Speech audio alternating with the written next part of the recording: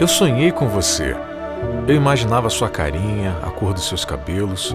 Só não imaginava que você cresceria tão rápido assim.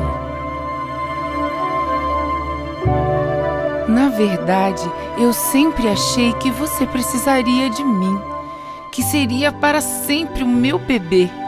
Mas você é um homem, meu filho, e agora toma suas próprias decisões. Eu pensei que as decisões sempre seriam certas só porque eu queria que fossem, e não estava lá quando você precisava ouvir que caminho seguir.